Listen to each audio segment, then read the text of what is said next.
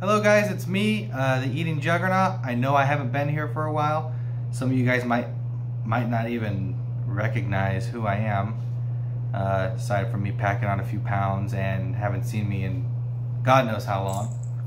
But anyway, as you can see I'm making a video that's not food related. I have a few things set up out here. I had a subscriber write me several weeks ago, maybe 4, 5, 6 weeks ago, asking me to make a video on the coin shortage. And I told him I would. I never got around to it. Just procrastinating. However, I do think that this is an important video to make. Now, everything that I'm about ready to say is based on my opinion. However, I do research. For some of you guys that have been watching me for a while, I do have a research and an interest in finance and economics. So I could just give you my well-researched opinion, I guess. Anyway, so as you can see, I brought a little bit of my silver collection out.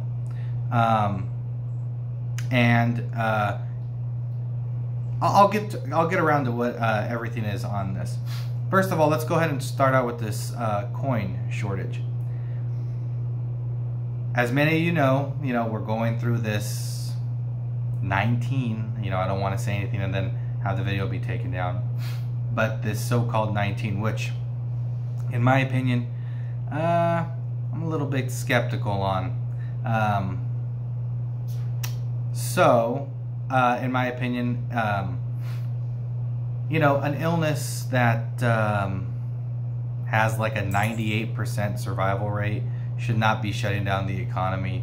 I think this so-called medicine or the cure that the government is implementing on this pandemic is worse than the illness itself. I mean, we have ridiculously staggering high numbers of unemployment. Suicide is through the roof. Abuse, child abuse is high because kids are at home all day. Depression is running rampant. It's just a whole mess. And something like that, I don't think should shut down the economy. I mean, if you look at it, the definition of pandemic is an illness that is global or has traveled overseas, and by definition, the flu is a pandemic, and we've lived side by side for that for century or two, and never once did we shut down the economy for that. And again, this mask wearing, I may trigger a few people. I am controversial on some of my views, but I don't believe in mask wearing either, because I guess these so-called numbers, which I don't believe as well, are flaring up and people are wearing masks. This mandate on masks, and the numbers are still rising. However, like I said, we've lived side by side with the flu, other illnesses, a swine flu, whatever you want to call it. And there is something called herd immunity. And me for one, or I for one, as well as my family, we will not be taking the vaccine. I'm against vaccines. A lot of people, if you asked who is injecting you with the vaccine, they can't tell you what's in it. And I'm not gonna. I'm gonna let my immune system do for me what it's been doing all my life. A lot of people talk about stay inside. Wear your mask. A lot of people aren't talking about is take your daily vitamins, get lots of rest, drink lots of water, stay healthy. And that's actually, what needs to be done here. I don't think it's as deadly, nearly as deadly as people say it is. I mean,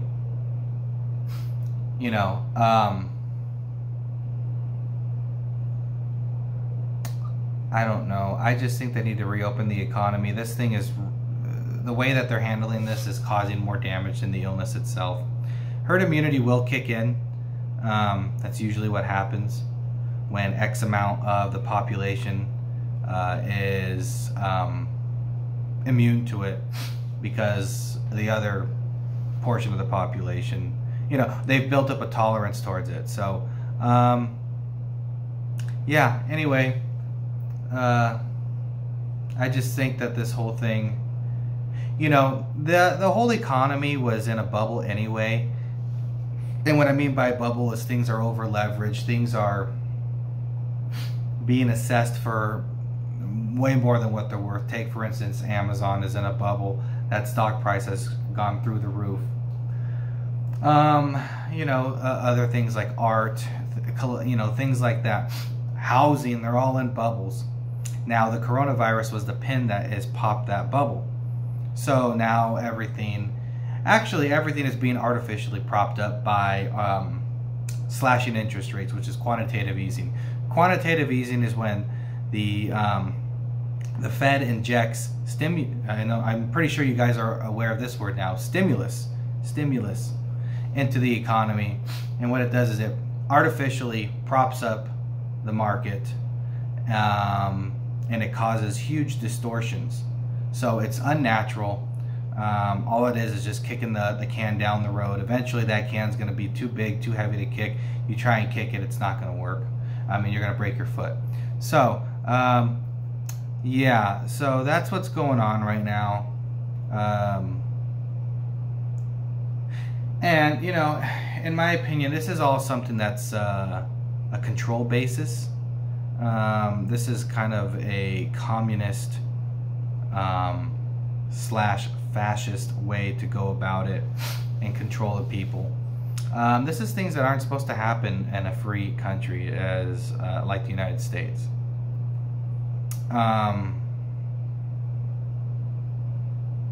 So one of the things that's going on is right now we should be experiencing inflation far higher than what we're experiencing it at right now.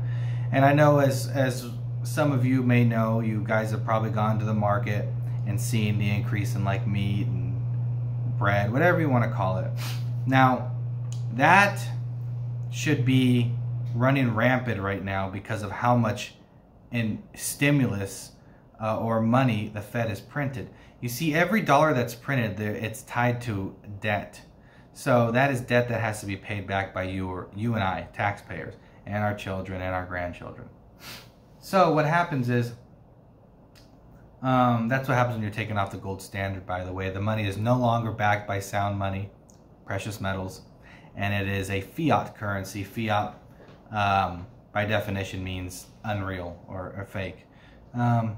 So we are in a fiat basis currency. So what happens is, right now, there are two things, actually three things that need to be implemented to have inflation run rampant. One of them is there needs to be an excessive amount of money printing, which this year, because of this pandemic that's been going through, I think we've printed already $3 or $4 trillion. And that's crazy because, you know, usually that would take, I'll give you an example. The first initial bailout of 2008 financial crisis, when the housing market imploded, that was about $700 or $800 billion to bail us out, that initial. Now there was another bailout, there was 3 more bailouts after that. Quantitative easing 1, or I'm sorry, it was called quantitative easing. They didn't call it quantitative easing 1 because they never expected to use it again, so they just called it QE, or quantitative easing. That's when we injected the economy with about $700 or $800 billion to prop up the banks. Then after that, it didn't work, so we had to resort to quantitative easing 2. Then after that, I think it was Operation Twist, which was another inflationary bailout, and then there was quantitative easing 3. Now we're in quantitative easing 4, which means like I said, the Federal Reserve prints an enormous amount of money and slashes interest rates. So the federal funds rate as of right now is between, I think it's 0.5% and 0%. So that means there's 0% interest rate. So for banks to lend money out to one another, that's the federal funds rate. So there's essentially no interest tied to it. Now that's unsustainable in a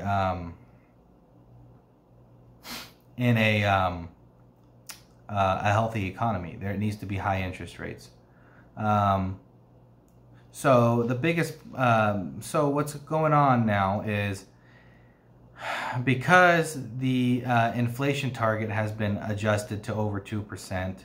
2% is usually the average inflation target per year.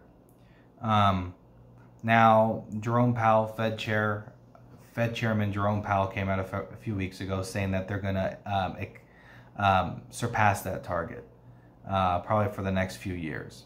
So what happens is, if you leave your money in a savings account when the federal funds rate or interest rate is between 0.5% and 0%, but the inflation rate is over 2%, so let's just say 3, 4, 5%, you're actually losing money. The inflation monster is eating away at your savings account, which is why I don't have a savings account, and which is why I invest in precious metals, because it is a hedge against the inflation monster. So let's go ahead and get to it. Oh, and like I said, there has to be several things that happen for inflation to run rampant. There has to be an excessive amount of money printing, the extension of credit. So basically, they're approving people, subprime auto loans, subprime home loans. People that shouldn't be getting approved for these loans are getting approved, so they're handing out loans like candy. And also there needs to be something called money velocity. Money velocity means to which money is exchanged per person and goes from hand to hand to hand, you know, money spent. So it's circulating in the economy. So that brings me, it's a good segue to the point of the initial question from the subscriber. They wanted to ask me about this coin shortage. I do not believe that there's a coin shortage. The reason being is because they're blaming it on the coronavirus. Oops, I said it. This video is probably going to get flagged. Oh well. They're blaming it on the virus. And let's be honest. You know, it has probably nothing to do with that whatsoever. The reason why I think they're doing that is because they're trying to kill the money velocity. So already, because of the virus, nobody is going out, nobody is spending money, everybody's staying home. So right then and there, they're printing all this money, trillions and trillions of dollars for all these bailouts and everything. And the credit line is opening, so credit, I think, is being, you know, credit is being, a lot of people are being approved where they shouldn't. They're called ninja loans. No job, no income, no job approved. So what's happening is, picture it like this. So the Federal Reserve is printing all this excessive amount of money. The credit is running rampant. Interest rates are low or near zero. But yet, where's all this inflation that I'm talking about, where gasoline should be $8 a gallon, where a jug of milk should be $6 or $7. Where's all this inflation, you ask? Well, it's very simple. They are trying to kill the money velocity. They already have half of it. Half of it being everyone's afraid, nobody has money, everybody's on unemployment, so no one's spending any money. So right then and there, that kills the money velocity. And then on top of it, they're saying, oh, we have a coin shortage.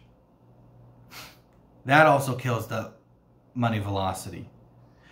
So what happens is they're printing this excessive amount of money. So picture it like this. You turn on a hose at full blast, and then you go and look at it, water's barely trickling out.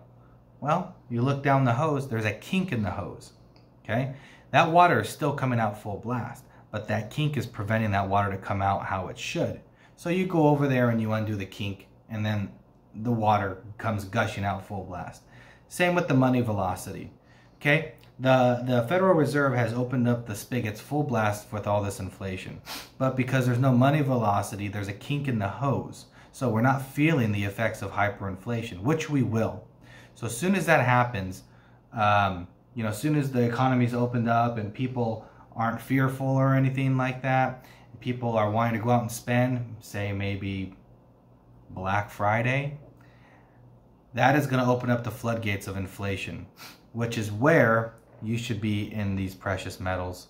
So right here I have, this is just, I brought a few things out of my silver collection. This is a 2020 Silver Eagle. Okay, there was a coin, there was actually a silver shortage because the mines were shut down. Look at that, isn't that a beautiful coin? I ordered a few of those from 2020. Here is one of my favorite coins. This one has a little bit higher premium, so it's a little bit more expensive. It's a Mexican coin. It's a Libertad coin. Look at that. Very beautiful. It's got a fairy. There's the back. These are all 1 ounce coins. Now 1 ounce coins do come in different sizes. As you can see, this one's a little bit bigger. But they're all worth 1 ounce. I also have some junk silver. It's called junk silver. Now these are all coins pre-1964. Now the thing about these is, hold on.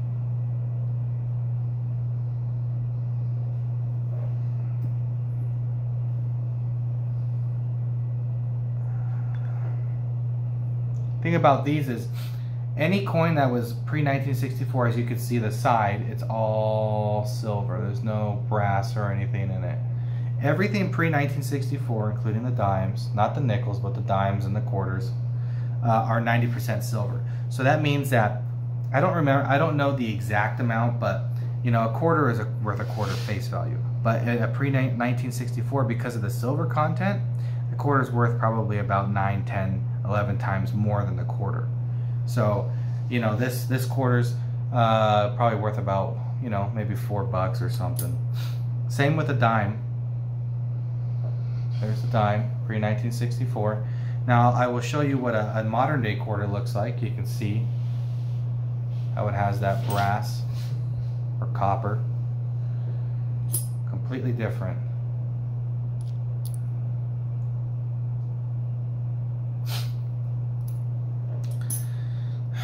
So these are good inflation hedges because now this right here, this is actually not an ounce of gold. It is a Bitcoin. It's a novelty coin.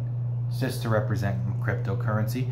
All that I have right here is a good inflation hedge. This right here is my EliPal wallet. It is my crypto wallet. This holds all my cryptocurrencies. It's off exchanges like Coinbase or anything, so I can't be hacked. Nobody can steal my cryptos. It's under lock and key. It needs several passwords, several codes. You know, I have layers upon layers of security to get through to that. And as if this was to be stolen, this actually destroys itself. So if somebody tries to hack into this because they need passwords and everything that are on other devices, this thing will fry up and it won't work. So here's some of my coins that I hold. It doesn't show balances, so I'm not worried about that. But that's where all my crypto is held. So, and that comes in this. This is called an EliPal wallet.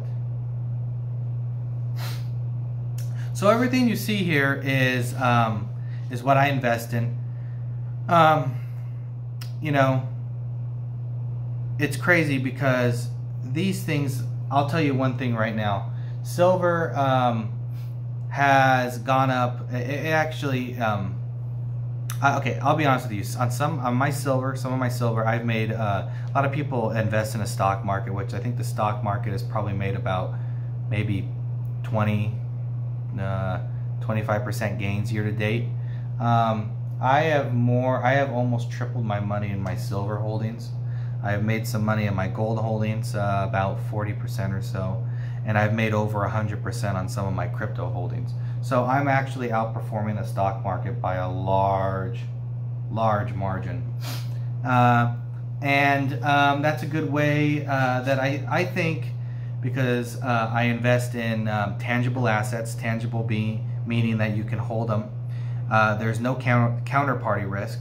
So if there is, you know, There's no, like, say if companies in a Dow Jones, like, I don't know, what's a company in Dow Jones? Verizon's one of them. Say if Verizon goes down and tanks, or because it's not able to stick it out through this pandemic, that's a counterparty risk. And a lot of people can cash out when they're in the know, as opposed to like a small investor like me, and they cash out and I'm left holding the bag. Where there's no counterparty risk. This actually, silver is in a lot of things. It's in medicine, it's in electronics, it's in a lot of the military uses it. So in times like this is very, very good for, this is a perfect atmosphere essentially for silver, and gold as well. Gold is used in a lot of things as well. There are silver shortages going on right now, so the demand for silver is very high. And like I said, I have made in some of my silver holdings, I've made as much as about 300% profit. Gold, I'm up about like I said, about maybe 30, maybe 40%. And my cryptocurrencies are outperforming everything. And I think I'm somewhat well insulated with what's going on right now. I'm not worried financially about what's going on. These are all good investments. You can never go wrong with silver or gold or cryptocurrency for that matter. And like I said, you check all your coins pre-1964. They even have a different sound to them. They're 90% silver. But yeah, I have a feeling once the economy opens up again and that money velocity kink is fixed, inflation is going to run rampant. And in deflationary assets like gold, silver, and cryptocurrencies, those are where, then those atmospheres are where the things that I have, that I'm invested in, the things that I have here before you, that's when those things thrive. And I've been talking about this for a while. I would have never guessed that, hey, a virus in 2020 was gonna cause it. I knew something was gonna cause it. I didn't know what. We're long overdue. Everything is over leveraged. There's too much debt.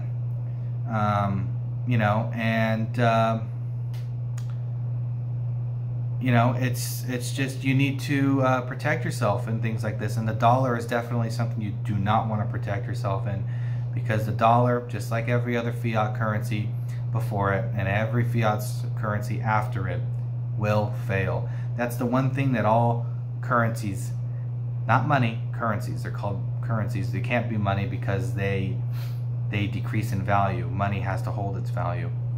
All currencies have in common is all of them fail. Every single one of them. Not one of them has ever made it. All of them have failed. Dollar is no different. So, a lot of people ask you, hey, a lot of people wonder, hey, how much was $100 back then in 1920? Well, you could buy a lot of things with $100. I think when Ford was releasing the Model A's, Model T's, whichever one came first, those cars were only selling, I think, for like $500 or $600. So, fast forward to 2020, $100 buys you what? 10 things in a grocery basket. So here's what here's a mental exercise to think about. You have, let's just pretend this is a gold coin. You have a gold coin and you have $100. You put them in a drawer in 1920. Open them back up. What can that $100 buy you? Not nearly what it could back in 1920. What could that 1 ounce of gold coin buy you? Well, in 1920, I think gold was around $30 or so. Back then, gold could buy a man a decent suit for $30. That's about how much a suit costs. Fast forward to today, when gold's worth roughly around $2,000 an ounce, that same ounce of gold can still buy you a decent suit. So gold silver, metals keep its value where money doesn't. Anyway, this is a quick video because my phone is dying. I hope this was somewhat educational to you guys. Let me know what you think. I know I haven't been on in a while, but I just felt like that I needed to come out and do a video like this given what's going on. If you have any questions, feel free to comment down below. Let me know. I'll see if I can answer them in another video. If you guys want me to do more videos like this because of what's going on, let me know, please. And if I can help at least one person, you know, get on that lifeboat. Don't stay on the Titanic. It's sinking. That dollar is sinking because of what's going on. Get on that lifeboat, which is this right here. Gold, silver, and cryptos. That'll save you. Anyways, guys, go ahead and leave me a like, comment down below, or give it a thumbs down if you didn't like it. If you just think I'm crazy. But anyway, you guys have a good night, and I will hopefully see you soon. Bye.